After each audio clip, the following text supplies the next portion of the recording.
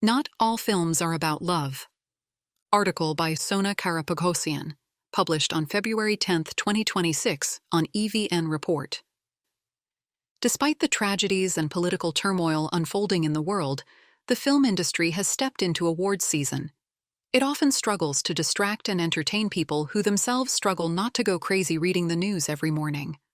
Fortunately, many nominated films reflect current socio-political developments, which softens the sense of guilt that comes with trying to escape reality. Most films nominated for the European Film Awards, Oscars, Golden Globes, César Awards, and others premiered at the Cannes Film Festival, as well as at Berlinale and Venice, or have simply entered theatrical distribution. Many share thematic and stylistic similarities, providing an interesting lens for exploring the interests and tendencies of the contemporary film industry and its financing. Since festivals adopted 50-50 gender representation policies, more films about women have started to appear in festival lineups, and 2025 was no exception.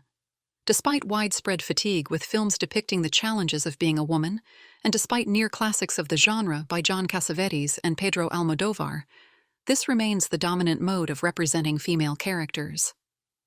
The best examples from 2025 are Mary Bronstein's If I Had Legs, I'd Kick You and Lynn Ramsey's Die My Love.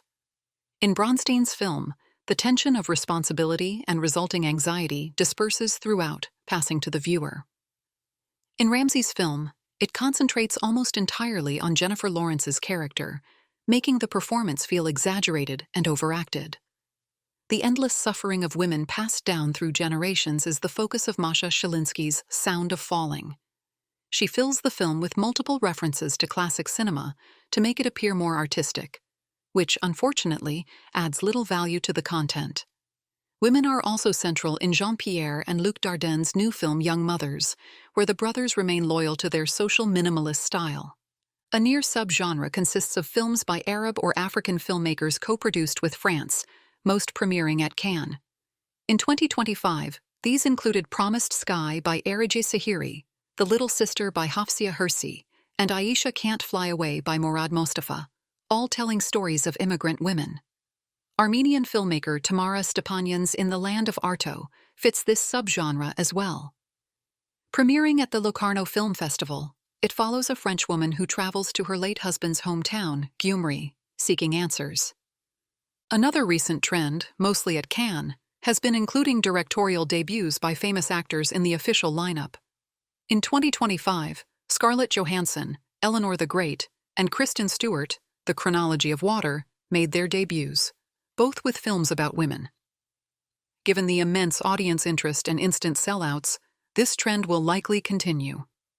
Among the female-centered films that premiered in 2025, Eva Victor's beautiful and unpretentious debut, Sorry Baby, a small episodic film that masterfully depicts what it means to be a woman in the contemporary world, stands out.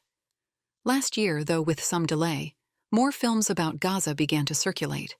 In previous years, very few films on the subject were programmed, mostly by documentary film festivals, and they rarely reached beyond cinephile circles, with the exception of No Other Land, 2024, director Basel Adra, Yuval Abraham, Hamdan Balal, Rachel Soar. However, as it has become impossible to deny the genocide of Palestinians, major festivals, directors, and producers have decided to engage with the topic. Films such as Tarzan and Arab Nasser's Once Upon a Time in Gaza, Nadav Lapid's Yes, Kauthar Ben Hania's The Voice of Hind Rajab, Kamal Al-Jafari's With Hassan in Gaza, Sapideh Farsi's Put Your Soul on Your Hand and Walk, and Anna-Marie Jassier's Palestine 36 have emerged in alongside numerous documentaries screened in Amsterdam, Lyon, and elsewhere. Almost all share one thing in common. While addressing the tragedies unfolding in Gaza, they do not mention Israel, as if the destruction were carried out by some external supernatural force. The reason for this omission is clear, and often the only way to secure a path into such festivals, but films like Nadav Lapid's Yes acquire particular importance. Lapid tells the story from the other side, from the perspective of an Israeli composer commissioned to write the country's national anthem. With his distinctive psychedelic style, Lapid creates a contemporary tale full of sound and fury. While urgent topics deserve cinematic attention, subjects that sell tend to attract opportunistic filmmakers. Tunisian filmmaker Kawthar Ben Hania, for example, has built her reputation making films about various conflicts in the Middle East. In contrast, directors such as Kamal Al-Jafari have spent years making small but powerful films that explore collective memory and the efforts of genocidal forces to erase it. Many films in 2024 revolved around grief. The Shrouds by David Cronenberg, Megalopolis by Francis Ford Coppola, and When the Light Breaks by Runar Runarsson.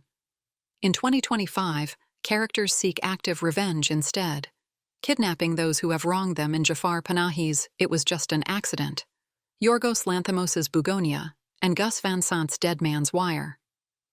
These films echo Hamlet's dilemma: to forgive or not to forgive, to take revenge or to let them go.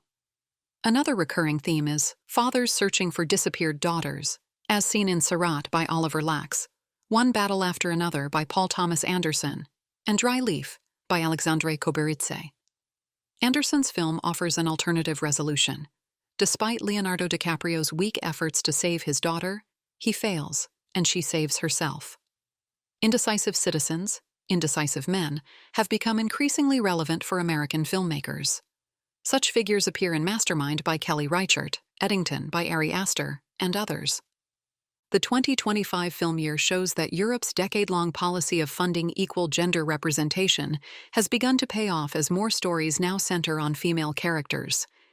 Yet the problem of representation persists, since most of these films still focus on the challenges and miseries of women.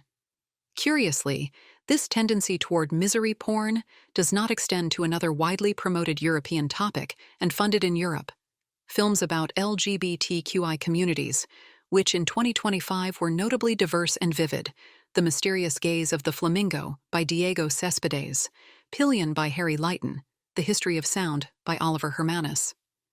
Films in 2025 also reflect, albeit with some reservations, the global socio-political situation: the genocide in Gaza, the ongoing turmoil in Iran, and the immigration policy crisis in the United States. Projecting these global cinema trends onto Armenian reality reveals a clear pattern. Many recent Armenian films focus on either women or Artsakh. Through small but decisive steps, Armenian cinema appears to be moving in parallel with the international film industry. And below is my personal list of the best films of 2025. I Only Rest in the Storm, Director Pedro Pinho. The Secret Agent, Director Kleber Mendonça Filho. Dry Leaf, Director Alexandre Koberidze. Imago, Director Denis Omar Pitsayev.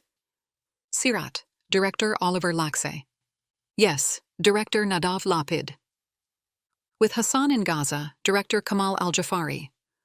Mastermind, Director Kelly Reichardt. Heads or Tails, Director Alessio Rigo de Rigi and Matteo Zoppis. Sorry Baby, Director Eva Victor.